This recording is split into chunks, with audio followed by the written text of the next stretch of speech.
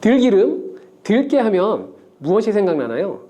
들기름에 미역하고 같이 달달달 볶아서 미역국을 끓여 드시면 정말 맛있죠. 건강에 좋다고 알려진 이 들기름과 들깨를 잘못 먹게 되면 암에 걸릴 수도 있고 혈관 건강에 안 좋은 영향을 줘서 치매를 유발할 수도 있다는 사실 알고 계셨나요? 나이가 들면서 산책하기도 힘들고 관절이 쑤시고 무릎 통증 때문에 힘들지 않으신가요? 들깨의 첫 번째 효능이 바로 관절염에 좋다는 것입니다. 무릎이나 관절 통증 때문에 병원에서 진통제를 처방받으시잖아요. 이때 처방받는 진통 소염제의 역할은 몸속에 프로스타글란딘이라는 물질의 생성을 억제하여서 이 통증을 막아주는 것인데요. 들깨 속에 함유되어 있는 식물성 오메가3 지방산인 알파리놀렌산이 함유되어 있는데, 이는 체내에서 염증을 일으키는 프로스타글란딘의 생성을 억제하는 데 아주 좋은 효능을 발휘합니다. 우리가 이 오메가3를 먹는 이유 중에 하나가 혈관 건강이죠. 혈액을 잘 돌게 해주는 이런 역할을 해주는 것도 있지만 바로 이 혈관 속에 미세 염증을 잡아준다는 역할도 있는데 알고 계신가요? 들깨가 바로 이런 염증 유발 물질을 억제해줘서 진통 역할을 하게 해준다는 거죠. 또한 들깨의 두 번째 효능은 바로 뼈 건강에 도움을 준다는 것입니다. 들깨에는 관절염, 무릎 통증을 완화시켜주는 성분이 들어있을 뿐만 아니라 바로 뼈 건강에 도움을 주는 식품인데요. 바로 칼슘 함량이 높기 때문입니다. 들깨 100g에는 390mg 정도 되는 칼슘이 함유되어 있어서 뼈 건강에 아주 많은 도움을 주는 좋은 식품이기도 합니다. 이런 들깨를 꾸준히 섭취하게 되면 골다공증 예방에도 참 좋은데요. 골다공증은 중년 이후 노화가 진행될 때 영양 불균형이 생기면서 많이 발생하게 되는데요. 여성의 경우에는 특히 폐경 이후에 골밀도가 많이 감소하여서 골다공증이 발생하는 경우가 많이 있습니다. 노인의 골반 골절은 65세 이상은, 노인들에게 골반 골절이 일어나게 되면 65세 이상은 30%가 1년 이내에 사망하고 80세 이상은 50%가 2개월 이내에 사망을 할 수 있기 때문에 노인의 뼈에 대한 관리는 아주 중요합니다. 골다공증의 관리는 뼈 건강을 유지하고 골절 위험을 줄여주기 위해서 아주 중요한 것이죠. 그래서 이 뼈 건강을 위해서 들깨를 꾸준히 섭취하는 게 좋겠죠. 나이가 들면서 이 깜빡깜빡하는 일이 잦아지고 기억력이 떨어져서 고민되는 분들 많지 않으신가요? 지금부터 걱정하지 않으셔도 됩니다. 세 번째 들깨 효능이 바로 뇌 건강, 뇌신경을 튼튼하게 해주고 기억력을 높여주고 치매를 예방하는 데 도움을 준다는 것입니다. 이렇게 많은 효능이 있는 이유는 들깨에 바로 아까 말씀드린 오메가3가 풍부하게 함유되어 있기 때문이죠. 오메가3는 등푸른 생선에 많이 들어있다는 사실 알고 계시잖아요. 그것은 동물성 오메가3고요. 식물성 오메가3인 알파리놀렌산이 들깨에 많이 함유되어 있는데요. 들깨에 함유된 지방산 중에서 바로 60%가 알파리놀렌산입니다. 이 알파리놀렌산은 뇌신경 보호에 탁월한 효과가 있는데요. 어떻게 뇌신경을 보호하게 되느냐? 뇌신경에 염증을 일으켜서 망가뜨리는 사이토카인이라는 물질이 있는데요. 이런 사이토카인 물질의 분비를 감소시키고요. 또 알츠하이머 치매 환자의 뇌에 많이 발견되는 비정상적인 단백질 베타 아밀로이드도 바로 이 알파리놀렌산이 감소시키기 때문입니다. 참치에 많이 함유되어 있다는 DHA 들어보셨나요? DHA가 바로 대표적인 뇌기능 강화 물질인데요. 이 DHA가 기억력을 높이는 데 도움을 주고 학습 능력 또한 좋게 하는데요. 이 DHA는 체내에서 합성되지 않아서 반드시 식품으로 섭취를 해야 합니다. 들깨에 함유된 알파리놀렌산이 흡수될 때 바로 이 DHA로 전환이 되게 됩니다. 들깨가 뇌신경, 뇌 건강에 좋다는 이유가 바로 이것이죠. 네 번째 들깨의 효능은 바로 심장을 건강하게 하고 혈관의 노화를 막아주는데 도움을 준다는 것이에요. 알파리놀렌산이 체내에 흡수될 때 DHA로 변환된다고 했잖아요. 그뿐만 아니라 바로 EPA로도 변환이 되는데요. 이 EPA가 어떤 역할을 하냐면 바로 혈소판 응집을 억제해서 혈관에 혈전이 생기는 것을 방지하는 효능을 한다는 거죠. 그리고 혈관을 튼튼하게 하는 효능과 혈액의 중성지방과 나쁜 콜레스테롤인 LDL을 낮추고 좋은 콜레스테롤인 HDL을 높여주는 역할도 합니다. 미국의 심장협회에서는 허혈성 뇌졸중, 심장마비로 인한 돌연사, 관상동맥 질환 등의 위험을 감소시키기 위해서 매주 1회에서 2회 이상 오메가3 지방산이 풍부한 등푸른 생선을 섭취하는 것이 도움을 준다고 발표했습니다. 그런데 이 오메가3 지방산의 함량을 살펴보면 100g당 오메가3 지방산의 함량이 연어에는 11.5g, 고등어에는 9.9g, 들깨에는 무려 63.1g이나 함유되어 있다는 것이 밝혀졌어요. 들깨에 정말 많이 함유되어 있지 않나요? 들깨에는 연어에 비해서 바로 5배 이상 들어있다는 거죠. 들깨만 꾸준히 드셔도 혈관도 건강하게 하고 심장도 튼튼하게 유지하는데 많은 도움이 된다는 거죠. 5번째 들깨의 효능은 바로 변비에 좋다는 것입니다. 들깨의 껍질에는 식이섬유가 풍부한데요. 들깨 100g에는 18g 정도로 풍부한 식이섬유가 함유되어 있습니다. 수분을 많이 흡수하게 되면 변을 무르게 하고 장 운동도 촉진하여서 변비를 예방하는 데 도움을 줄 수 있는 거죠. 또한 불포화 지방산이 풍부한데요. 들깨에 함유된 리놀렌산이 대장의 염증을 억제해주고 변비로 인해 발생할 수 있는 대장질환 또한 예방하는 데 도움을 줄 수 있습니다. 다음으로 들깨의 효능은 바로 췌장을 건강하게 하는데 도움을 준다는 거예요. 들깨에는 루테올린이라는 성분이 또한 많이 함유되어 있는데요. 이 성분은 몸 안에서 인슐린에 대한 반응도를 높이는 기능을 합니다. 이게 무슨 말이냐면 췌장에서 인슐린을 조금만 분비하게 돼도 몸 안에서 인슐린에 대한 반응을 잘하여서 혈당이 급격히 올라가는 것을 막아주고, 이렇게 되면 췌장에서 인슐린 분비를 멈추게 되겠죠. 이렇게 췌장의 부담을 많이 덜어줄 수 있다는 거예요. 루테올린을 통한 인슐린 반응도가 높아지면 당뇨도 예방할 수 있고 혈당 조절하는 데도 많은 도움을 받을 수 있다는 것입니다. 7번째 들깨의 효능은 바로 알레르기성 질환을 예방하는 데 도움을 준다는 거예요. 들깨에 오메가3 지방산이 많이 함유되어 있다고 했잖아요.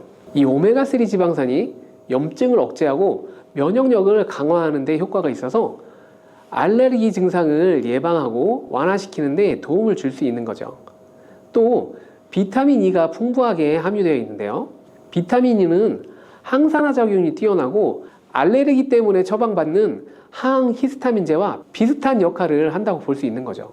다음으로 들깨의 효능은 바로 빈혈에 좋다는 거예요. 들깨 100g에는 철분이 약 14mg 정도 들어있는데요. 이는 시금치의 약 2배에 해당됩니다. 시금치보다도 철분 함량이 높아서 이 빈혈에 도움을 준다는 거고요. 그뿐만 아니라 들깨에 함유된 비타민 B12는 조혈작용을 도와주는데요. 조혈작용이란 혈액 속에 혈구를 만들어내는 역할을 합니다. 빈혈이 있는 분들이 들깨를 꾸준히 드시게 되면 빈혈을 개선하는 데 많이 도움을 받을 수 있다는 거예요. 이렇게 많은 장점이 있는 들깨에도 아주 취약한 단점이 있습니다. 그것은 바로 열에 약하고 산패가 쉽게 된다는 거예요. 보통은 통들깨보다 들기름으로 많이 섭취를 하고 계신데요. 이 들기름을 짤 때 방법이 아주 중요합니다. 보통은 200도 이상으로 들깨를 볶아서 기름을 짜게 되는데요.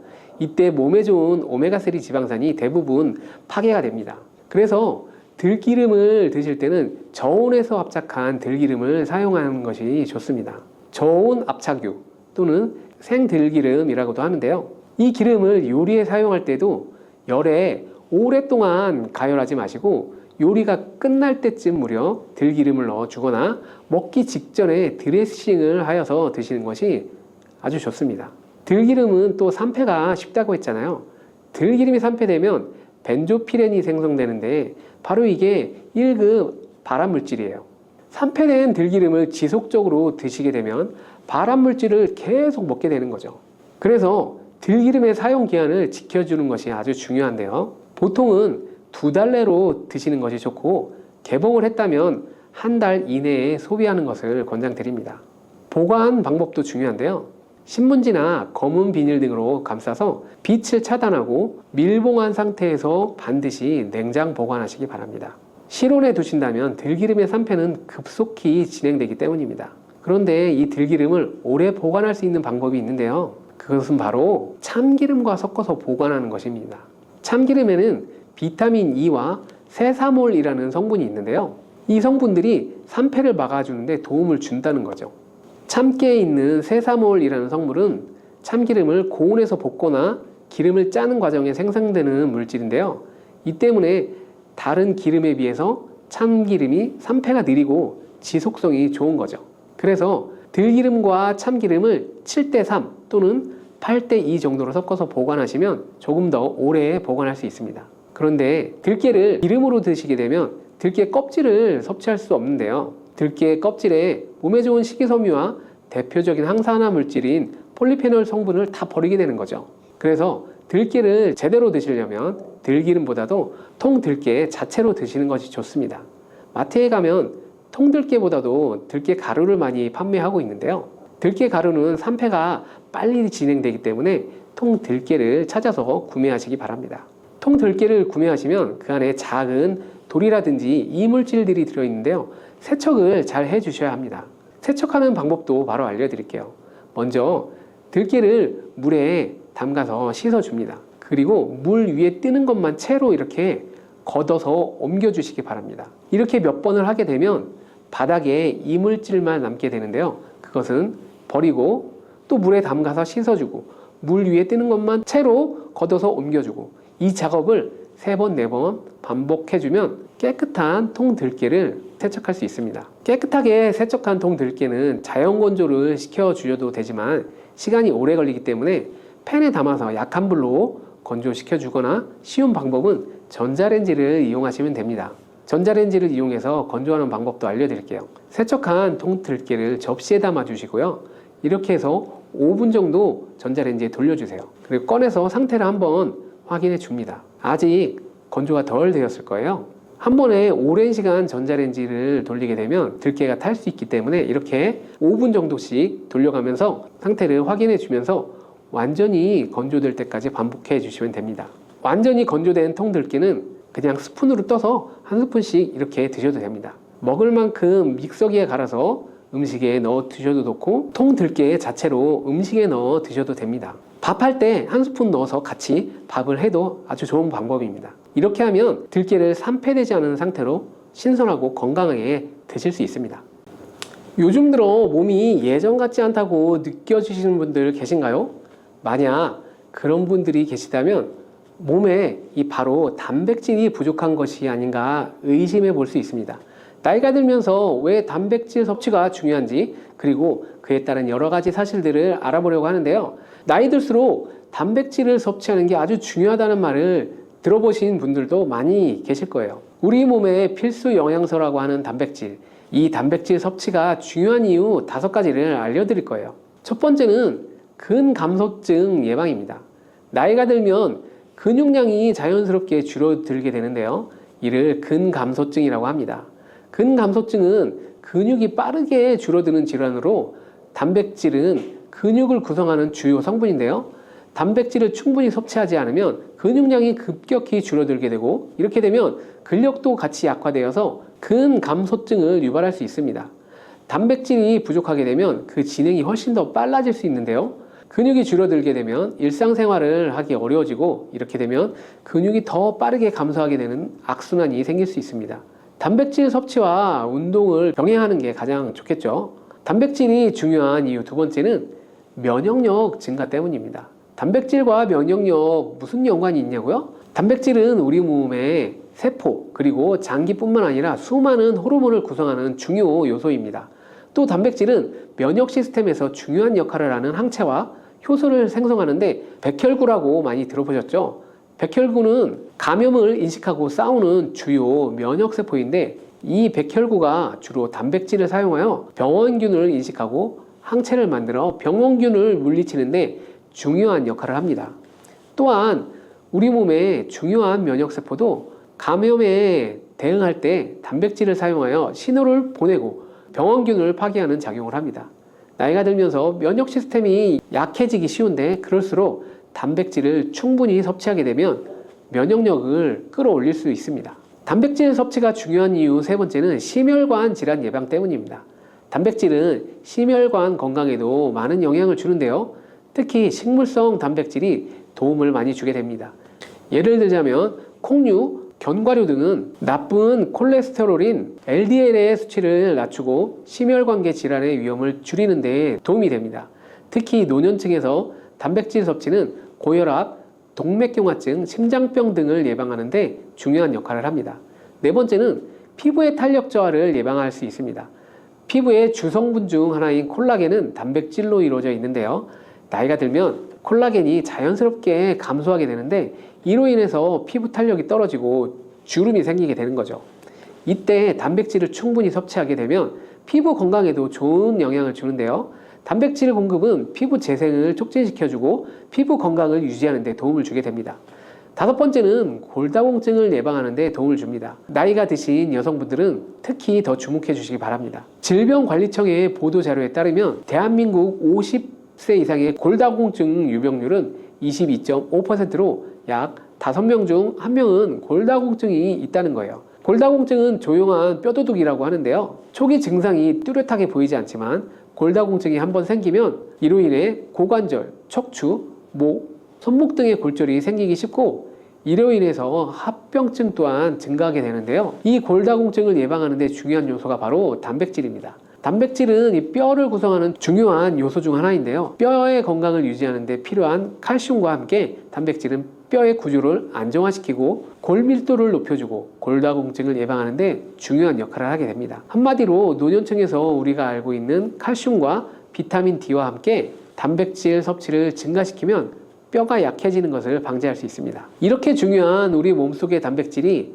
혹시 부족하게 되면 도대체 무슨 일이 일어나게 될까요? 단백질이 부족하면 여러 가지 신체 기능에 문제가 생기는데요. 첫 번째가 인지 기능 저하 치매입니다. 단백질 부족이 치매를 유발한다니 놀라셨나요? 연구에 따르면 단백질이 뇌 건강을 유지하는 데 아주 중요한 역할을 합니다.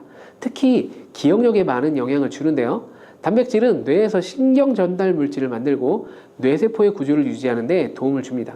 특히 학습과 기억력에 영향을 주는 시냅스에서 발생하는 신경 전달 물질의 방출과 수용체 활성화는 대부분 단백질에 의해서 조절되는데 예를 들어 NMDA 수용체와 AMPA 수용체는 기억 형성에 중요한 역할을 하며 이것들은 모두 단백질로 구성되어 있습니다.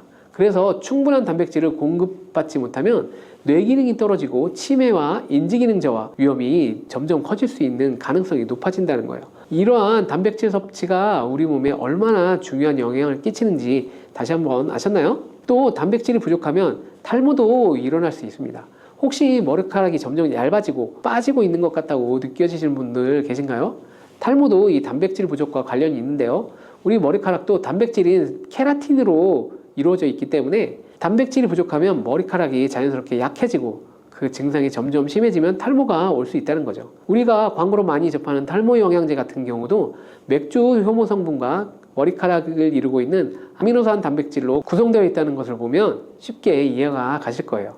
그러니 건강한 모발을 생각하신다면 단백질을 잊지 말고 섭취해야 되겠죠. 그런데 왜 노년층이 단백질을 더 많이 섭취해야 하는 걸까요? 젊은 사람들보다 더 중요한 이유가 있을까요? 그 이유는 노년층은 근육이 자연스럽게 감소하면서 신진대사도 느려지고 기초대사량이 점점 감소하기 때문에 체지방률이 점점 증가할 수 있고 단백질의 체내 합성 능력 또한 떨어지게 되는데 그러면 근육량이 줄어들게 되고 그만큼 신체 활동도 어려워지면서 일상생활에 어려움을 겪을 수 있습니다. 그래서 노년층일수록 단백질을 충분히 섭취해서 근육을 유지하는 게 아주 중요합니다.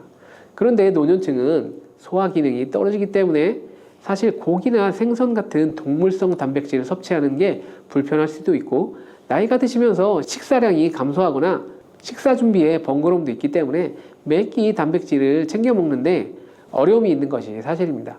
그래서 혼자 계시는 분들은 더욱더 단백질 섭취가 어렵게 되는데요. 어떤 분들은 체중 증가를 걱정하시면서 단백질 섭취를 꺼려 하시는 분들도 있습니다. 그러면 안 됩니다. 단백질 섭취가 어렵다고 해서 단백질의 섭취를 멀리하면 절대로 안 되는데요. 우리 몸에 이렇게 필수적인 단백질을 충분히 섭취하기에 좋은 음식은 무엇이 있을까요?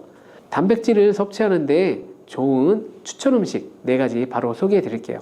첫 번째는 바로 계란입니다.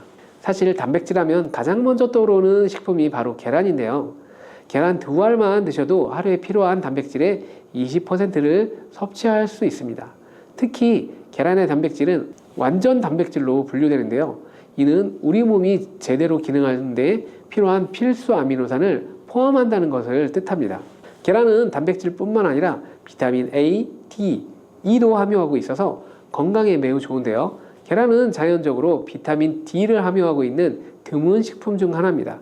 또한 계란 노른자에는 칼슘, 구리, 요오드, 철분, 망간, 인, 셀레늄, 아연도 풍부하게 함유하고 있어서 계란을 먹으면 많은 영양소를 쉽게 섭취할 수 있다는 거죠. 두 번째는 생선입니다. 등푸른 생선이 건강에 좋다는 이야기는 많이 들어보셨을 텐데요.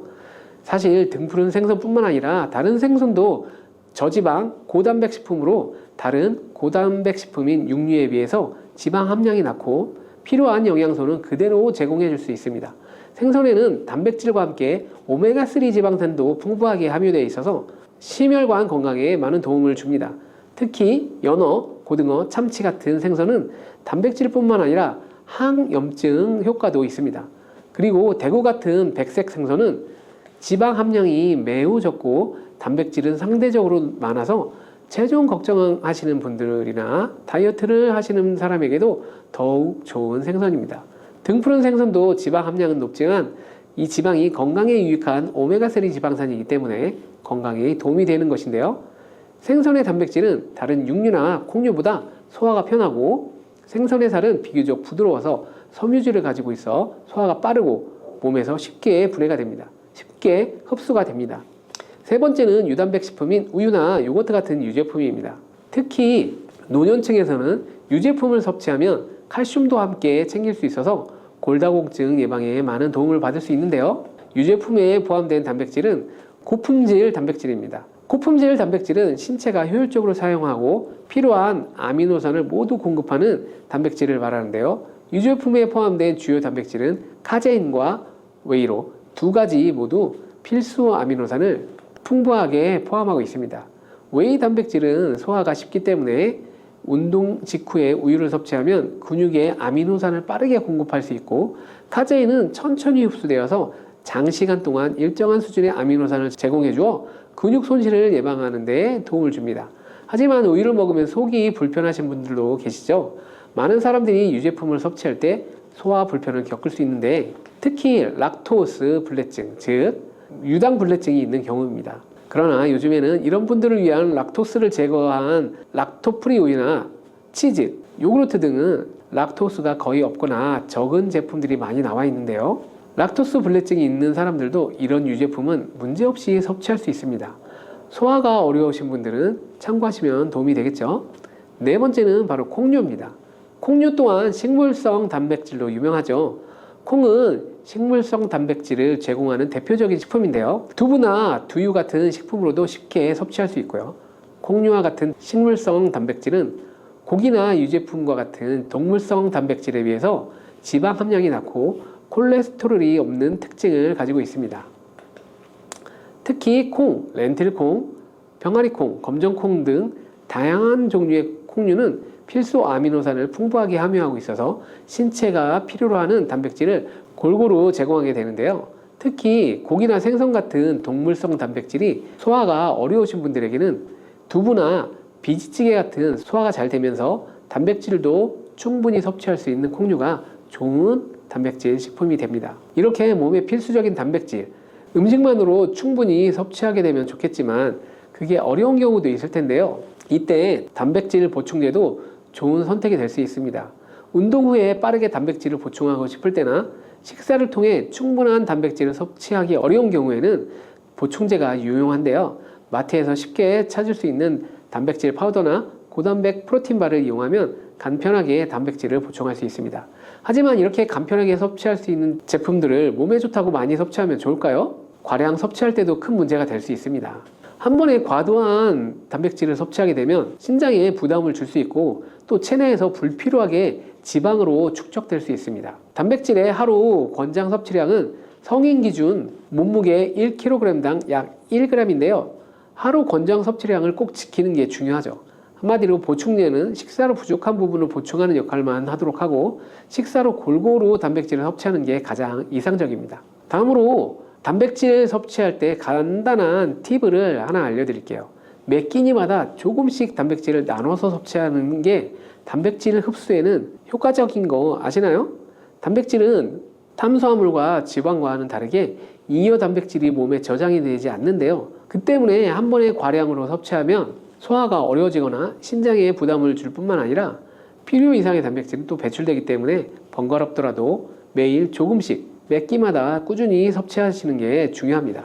고기를 좋아하시는 분, 또 채소를 더 선호하시는 분들, 이제는 다 같은 단백질이라고 생각하지 마시고 동물성 단백질과 식물성 단백질을 골고루 섭취해야 하는데, 동물성 단백질은 식물성 단백질에는 부족한 아미노산이 풍부하고 식물성 단백질은 동물성 단백질에 비해 지방이 적고 대신 섬유질이 많기 때문에 우리 몸에 많은 도움을 줄 수 있습니다. 우리가 평상시에 먹는 한식은 사실 단백질 섭취에 아주 좋은데요. 식탁에 단백질이 풍부한 계란, 생선, 콩, 두부 이런 것들을 반찬으로 두어 개만 먹어도 쉽게 몇 끼마다 몸에 필요한 단백질을 섭취할 수 있습니다.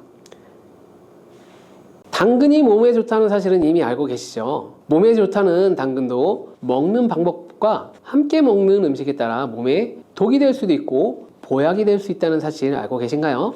당근과 함께 먹으면 보약이 되는 음식과 당근을 먹는 방법, 그리고 당근을 제대로 먹을 때 나타나는 놀라운 효능까지 당근에 대한 모든 것 알려드릴게요. 그리고 어떤 연예인이 3주 동안 11kg 감량했다고 하는 당근 다이어트 방법도 영상 뒷부분에 있으니 끝까지 시청해 주시기 바랍니다. 그럼 당근에 대한 모든 것 바로 시작합니다. 당근의 대표적인 효능은 바로 베타카로틴이라는 물질에서 나옵니다. 베타카로틴은 채소를 노란색, 주황색, 그리고 빨간색이 되도록 하는 성분이고 대표적인 항산화 물질인데요. 항산화 작용을 한다는 것은 항염증 작용을 한다는 것이고, 항염증 작용을 한다는 것은 바로 항암 작용을 할 수 있다는 것인데요. 당근의 첫 번째 놀라운 효능이 바로 눈 건강을 좋게 한다는 것입니다. 당근의 베타카로틴이 우리 몸속에 들어오게 되면 비타민 A가 되는데요. 비타민 A는 이 눈 건강을 좋게 하는데 아주 좋은 성분이죠. 당근을 먹으면 눈이 좋아진다는 말은 많이 들어보셨죠? 눈 건강을 위해 루테인을 드시는 분들이 점점 많아지고 있는데요. 그렇다면 눈에 좋다는 루테인 영양제를 먹는 것과 당근을 먹는 것, 어떤 차이가 있을까요? 영양제와 당근에는 모두 비타민 A, 루테인, 지아잔틴 등이 들어있어서 시력을 유지하고 눈의 노화를 방지해주며 황반 변성 등의 질환도 예방해줍니다. 당근은 여기에 비타민 C, 비타민 K, 그리고 필수 미네랄이 더 들어있어서 항산화 효과 및 뼈 건강에도 도움을 받을 수가 있게 되는데요. 우리가 혈액순환이 잘 안 될 때는 루테인 영양제를 드신다고 해도 효과가 한계가 있을 수 있어서 평소에 당근을 좀 더 드시는 것을 추천드립니다.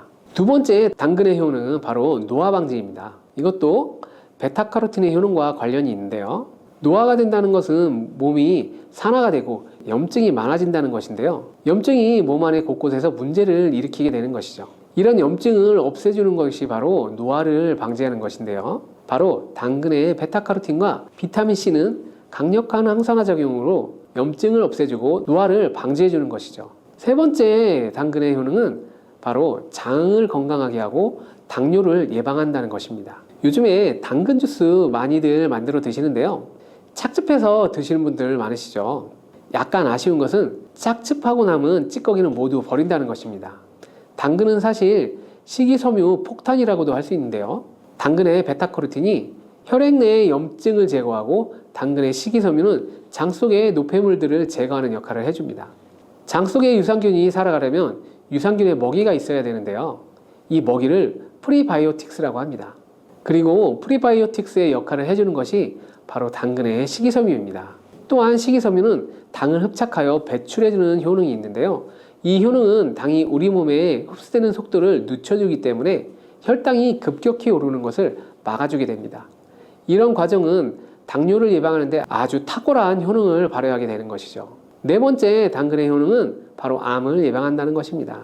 암이 발생하는 여러 이유 중 하나는 염증이 계속해서 발생하기 때문인데요. 폐 염증이 반복해서 발생하면 폐암이 될 가능성이 높고, 위의 염증이 반복해서 발생하게 되면 위암이 될 가능성이 높게 되는 것이죠. 또 한 가지 경우는 혈액순환이 잘 되지 않는 곳에 암이 발생할 가능성이 높아집니다. 혈액순환이 잘 되지 않게 되면 그곳에 영양분이 잘 전달되지 않고 문제가 생겨도 회복이 더디거나 악화가 될 가능성이 높아져 결국 암으로 발전하게 된다는 것이죠. 이러한 문제들을 해결해 주는 것이 바로 항산화 성분이고, 당근의 베타카로틴이 강력한 항산화 작용을 하여 암을 예방할 수 있는 것입니다. 간혹 흡연을 하시는 분들이 베타카로틴을 섭취하면 폐암의 발병률이 높아진다고 하여 당근 섭취를 꺼리시는 분들이 계신데요.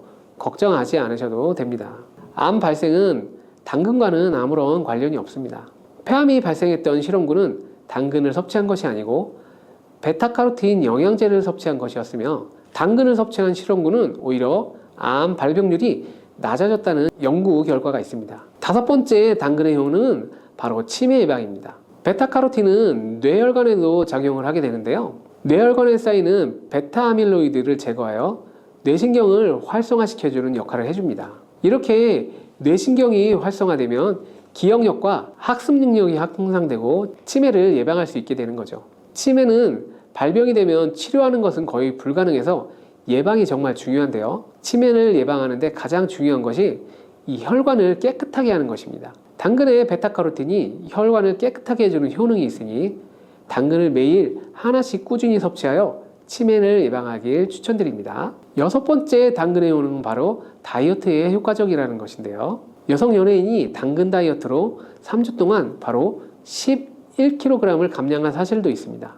이런 효과를 누릴 수 있는 이유가 당근에 함유된 식이섬유 때문인데요. 풍부한 식이섬유는 포만감을 주고 섭취한 당 성분과 지방 성분을 배출시켜주는 역할을 하기 때문에 다이어트에 탁월한 효능이 있게 되는 것이죠. 그러면 연예인이 활용했던 당근 다이어트 레시피를 알려드릴게요.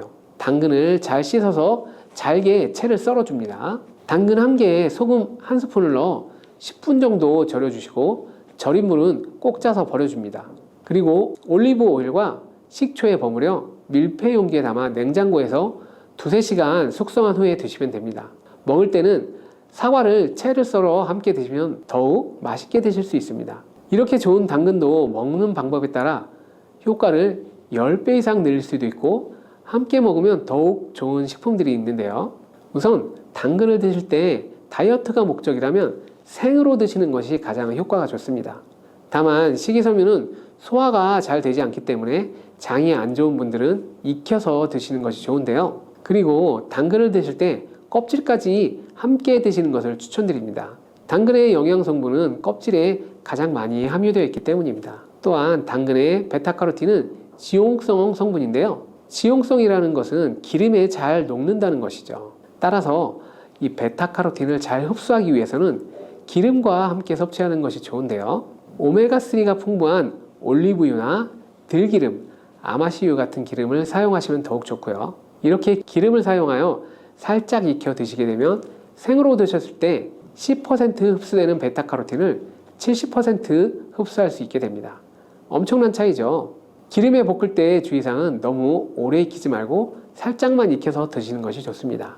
너무 오래 볶게 되면 오메가3를 함유한 기름도 산패되어 문제가 될 수 있기 때문입니다. 다음으로 함께 먹으면 좋은 음식들을 알려드릴게요. 몇 년 전부터 유행하고 있는 주스 있잖아요.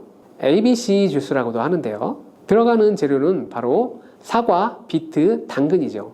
이 세 가지를 함께 갈아서 주스로 마시면 항산화 폭탄 주스를 마시게 되는 것인데요. 이 세 가지 중 비트의 효능이 혈관을 확장시켜주는 역할을 합니다.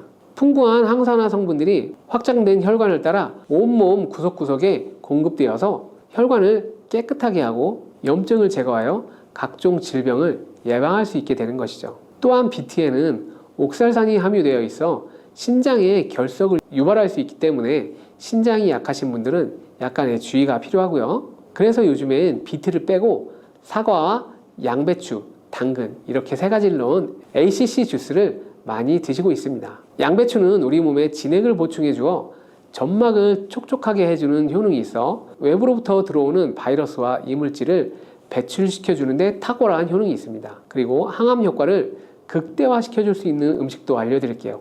바로 브로콜리와 단호박을 당근과 함께 드시면 더욱 좋습니다. 세 가지를 생으로 드시는 것보다 찜기에 쪄서 드시면 흡수율을 훨씬 높일 수 있고요. 올리브 오일과 약간의 소금을 넣고 물과 함께 섞어서 드시면 맛도 좋고 건강에도 좋은 강력한 항암 주스로 드실 수 있습니다. 식탁 위의 명약이라는 깻잎. 고기를 쌈 싸먹을 때도 먹고 깻잎 찜으로도 먹고 그리고 깻잎 장아찌로도 먹고 여러 가지 방법으로 많이 드시고 계시죠? 이렇게 우리나라에서는 많이 먹는 깻잎인데 외국에서는 아무도 먹지 않는다는 사실 알고 계신가요? 깻잎은 우리나라에서만 먹는 채소인데요. 그런데 깻잎에 대해 얼마나 알고 계신가요? 저희 어머니가 7순이 넘으셨는데 평생 그렇게 많이 깻잎을 드셨는데도 깻잎이 얼마나 좋은 식품인지는 잘 모르시더라고요. 깻잎의 8가지 효능과 세척, 보관법, 그리고 먹는 방법까지 깻잎에 대한 모든 것 완벽하게 알려드릴게요. 나이가 들면서 기억력도 떨어지고 깜빡깜빡할 때가 많아 혹시 치매 증상이 아닌가 하고 걱정하실 때 많으시죠? 이제 더 이상 걱정하지 마세요. 깻잎의 첫 번째 효능이 바로 치매 예방입니다. 깻잎에는 치매 예방 효과뿐만 아니라 항산화 작용, 항염증 효과가 있다고 알려진 로즈마린산 성분이 다량 함유되어 있습니다. 로즈마린산은 다양한 식물에서 발견되는 생화학적 화합물로 1958년 이탈리아 과학자가 허브 식물인 로즈마리에서 처음 발견하여 로즈마린산이라는 이름을 붙였습니다. 이 로즈마린산은 폴리페놀의 일종으로 깻잎에는 1g당 76mg의 로즈마린산이 들어있어 로즈마리보다 약 7배 많은 것으로 알려져 있습니다. 이 로즈마린산은 뇌 속에 아세틸콜린이라는 성분이 분해되는 걸 막아주는데요. 이 아세틸콜린의 역할이 뇌 속에서 뇌신경 세포 간의 정보를 전달하며 기억력, 인지 능력을 강화하는 역할을 합니다. 치매 환자는 이 아세틸콜린이 쉽게 분해되면서 치매 증상이 악화되는 경우가 있는데요. 깻잎 속에 로즈마린산이 이렇게 중요한 아세틸콜린을 보호하는 기능을 한다는 거죠. 또한 깻잎에는 비타민 A, 비타민 C, 그리고 비타민 E 등이 풍부하여 뇌세포의 손상을 막아주고 뇌 노화를 예방해줍니다. 그리고 깻잎에는 철분이 풍부해서 빈혈 예방에도 효과적인데요. 이는 뇌의 산소 공급을 더 원활하게 해주기 때문에 다방면으로 뇌 건강에 도움을 받을 수가 있습니다. 그래서 이런 깻잎의 섭취와 함께 부가적으로 치매 예방을 위해서는 규칙적인 운동과 균형 잡힌 식습관, 스트레스 관리 등이 함께 이루어지면 훨씬 더 좋은 효과를 발휘할 수 있습니다. 깻잎의 두 번째 효능은 바로 뼈 건강에 도움을 준다는 것입니다. 보통 여성의 경우 폐경 이후에 골밀도가 감소하면서 골다공증이 오는 경우가 많은데요. 이 골다공증을 예방하기 위해 우리가 보통 칼슘제를 복용하고 필요한 경우에는 병원에서 처방약을 받아서 복용을 하게 되죠. 깻잎에는 이 칼슘이 아주 굉장히 많이 들어있는데요. 채소 중에 칼슘의 왕이라는 시금치보다도 무려 7배나 더 많이 들어있고요. 우유보다도 2배나 더 많은 칼슘을 가지고 있습니다. 그런데 칼슘은 몸의 흡수율이 낮기 때문에 칼슘 영양제를 먹어도 효과가 약한 경우들이 있는데요. 깻잎에 많이 들어있는 성분 중에 비타민 K가 있습니다. 이 비타민 K는 칼슘 대사에 관여하는 오스테오칼신이라는 단백질을 활성화시키는데요. 이 오스테오칼신은 혈관 속에 있는 칼슘이 뼈로 이동하는 것을 도와주기 때문에 조금 더 직접적으로 골밀도를 높이는 데 도움을 줍니다. 이렇게 깻잎은 다방면으로 골다공증 예방에 큰 도움을 줄 수 있는 것인데요. 정말 놀라운 효능이죠. 깻잎의 세 번째 효능은 바로 항암 작용입니다. 깜짝 놀라셨나요? 깻잎은 강력한 항암 작용의 효과가 있는데요. 바로 깻잎에 들어있는 파이토케미컬이라는 성분들 때문입니다. 특히 루테올린, 퀘세틴 같은 성분들은 암세포가 증식, 전이 되는 것을 막아주고 암세포가 자연스럽게 죽도록 하는 자멸기전을 유도하는 효과가 있습니다. 또 항산화, 항염증 효과도 가지고 있어서 암세포가 발현되는 것을 초기부터 억제하는 효과도 가지고 있고요. 임상 연구에서 특히 이 파이토케미컬은 위암, 유방암 등에서 직접적으로 암세포의 성장과 증식을 억제하는 효과를 보여주었고요. 또 골류감에 있어서도 큰 억제 효과가 있는 것으로 보고가 되었습니다. 자, 이렇게 항암 작용이 있는 깻잎 꼭 기억하시고 암 예방에 많은 도움을 받으시기 바랍니다. 네 번째 깻잎의 효능은 눈 건강에 도움을 주는 것입니다. 깻잎에는 루테인이 풍부하게 들어있는데요. 루테인은 눈의 망막에 축적이 되는 항산화제로서 자외선에 의해 발생되는 활성산소를 제거하여 눈의 노화를 예방하고 시력을 유지하는 데 반드시 필요하고요. 또한 루테인은 눈의 황반을 구성하는 성분으로 황반변성이나 백내장 같은 안구 질환을 예방하는 데도 필수적입니다. 또 깻잎에는 이 루테인 말고도 베타카로틴이 풍부한데요. 베타카로틴은 비타민 A의 전구체로 눈의 점막을 보호하고 야맹증을 예방해주며 항산화 작용과 함께 눈의 피로 해소에도 도움이 됩니다. 이렇게 깻잎이 눈의 노화 방지와 기능 유지에 큰 도움을 준다는 점 꼭 기억하시면 좋겠습니다. 다섯 번째 깻잎의 효능은 바로 소화기능 촉진입니다. 깻잎 100g에는 식이섬유가 약 4g 들어있는데요. 이 풍부한 식이섬유는 장운동을 촉진하고 변비를 예방할 뿐만 아니라 소화 기능을 돕는 데 큰 역할을 합니다. 또한 깻잎의 이런 효능은 음식물을 빨리빨리 움직이게 장에서 오래 머물지 않게 합니다. 음식물이 장에 오래 머물게 되면 들어보신 적이 있을 수도 있는데요. 담적병이라는 것이 생길 수가 있습니다. 담적 독소가 생기면서 전반적인 소화장애, 팽만감, 통증 등이 유발되고 위장관의 순환을 저해하게 되는데요. 깻잎의 식이섬유들은 이 담적병을 예방하는 데도 도움을 줄 수가 있죠. 여섯 번째 깻잎의 효능은 강력한 항균 기능입니다. 여러분, 그 깻잎에는 그 특유의 향이 있잖아요. 이 특유의 향을 내는 것이 페릴알데하이드, 페릴케톤 등의 성분 때문인데요. 이 성분들이 바로 세균과 바이러스를 억제하는 항균 작용을 하게 됩니다. 또한 깻잎에 많이 함유된 로즈마린산도 강력한 항균 작용을 하는데요. 이를 통해 다양한 감염을 예방하는 효과를 가지고 있어 몸의 건강을 유지할 수가 있습니다. 마지막 그 일곱 번째 깻잎의 효능은 바로 면역력 강화와 조절입니다. 대표적인 항산화 물질인 베타카로틴이 깻잎에 풍부하여 그 면역력을 높여주고요. 또한 깻잎에는 비타민 A, 비타민 C가 풍부한데 이 비타민들은 백혈구의 활성화를 도와줍니다. 그리고 앞에서 얘기했던 루테올린과 퀘세틴 성분은 염증 매개체의 분비 및 히스타민의 방출을 억제해서 면역계가 과활성화되면서 나타나는 콧물, 재채기, 가려움 등의 알러지 증상을 완화시킬 수가 있습니다. 이렇게 좋은 효능이 많은 깻잎도 드실 때 주의하셔야 할 분들이 있는데요. 깻잎에는 다른 좋은 성분들과 함께 칼륨 또한 함유량이 높기 때문에 신장이 약하신 분들은 깻잎을 많이 드시면 신장에 무리를 줄 수 있으니 과잉 섭취는 피하시기 바랍니다. 그리고 비타민 K가 풍부하다고 했잖아요. 바로 이 비타민 K는 혈액을 응고시키는 효과가 있습니다. 그래서 처방으로 혈전 용해제를 복용하시는 분들이 이 깻잎을 많이 드시면 약의 효과가 떨어질 수가 있습니다. 그래서 일상적으로 가볍게 드시는 정도는 무리가 없지만 과다하게 드시는 것은 피하시는 게 좋습니다. 깻잎 드실 때 또 하나 주의사항이 있는데요. 그것은 바로 잔류 농약입니다.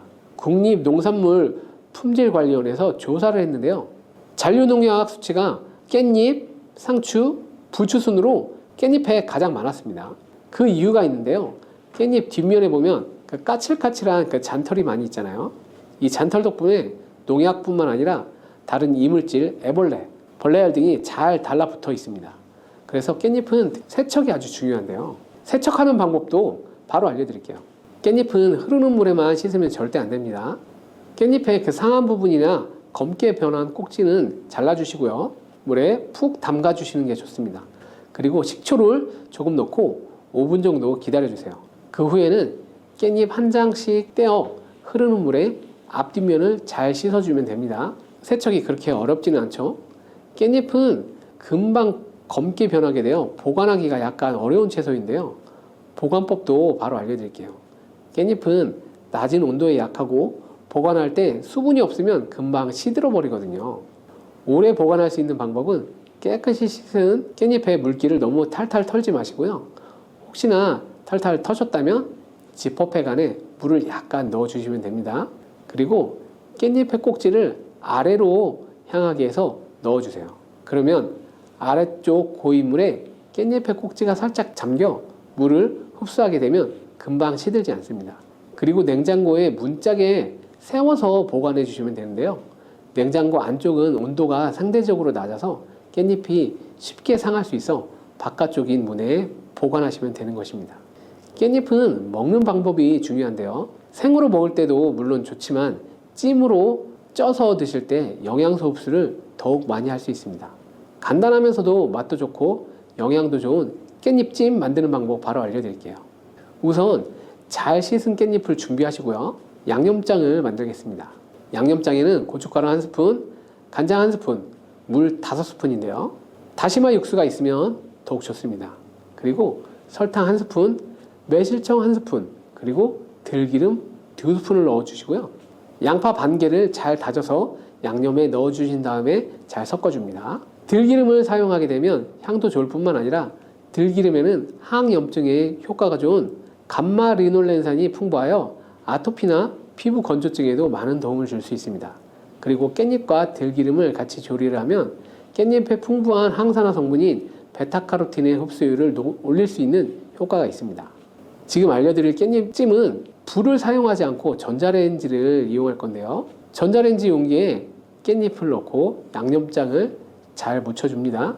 그리고 깻잎을 넣고 양념장을 묻혀주시고 이렇게 겹겹이 깻잎을 잘 넣은 다음에 랩으로 잘 덮어주시고 숨구멍 몇 개 뚫어줍니다. 그리고 전자레인지에 넣고 2분 정도 돌려주시면 끝입니다. 정말 간단하죠? 두 번째 깻잎을 먹는 방법은 바로 깻잎 두부 계란전입니다. 먼저 잘 씻은 깻잎을 채를 썰어 주시고요. 두부 반모를 면포에 걸러 물기를 꽉 짜줍니다. 여기에 계란 2개를 넣어 주시고 약간의 소금으로 간을 하면 됩니다. 그리고 잘 섞어서 반죽을 한 다음에 팬에다 잘 붙여주시면 되는데요. 이렇게 같이 먹는 이유가 있습니다. 첫 번째는 깻잎을 계란과 함께 먹으면 치매 예방 효과를 극대화시킬 수 있습니다. 깻잎에 로즈마린산이 아세틸콜린이 분해되는 것을 막아준다고 했잖아요. 계란 노른자 속에 풍부한 콜린이 바로 이 아세틸콜린의 양을 증가시켜 인지능력 저하와 기억력 개선을 도와주기 때문입니다. 그리고 두 번째로 두부에는 비타민 D의 함량이 아주 풍부하기 때문인데요. 두부 100g에는 하루에 섭취해야 되는 비타민 D의 양이 약 40배나 많은 비타민 D가 들어있습니다. 깻잎의 풍부한 칼슘이 두부의 비타민 D와 만나 흡수율이 극대화되는 것이죠. 이렇게 깻잎을 계란, 두부와 함께 드시면 치매 예방과 골다공증 예방에 아주 좋은 음식이 되는 것입니다. 간단하고 영양이 풍부한 깻잎 두부 계란전 꼭 드시기 바랍니다.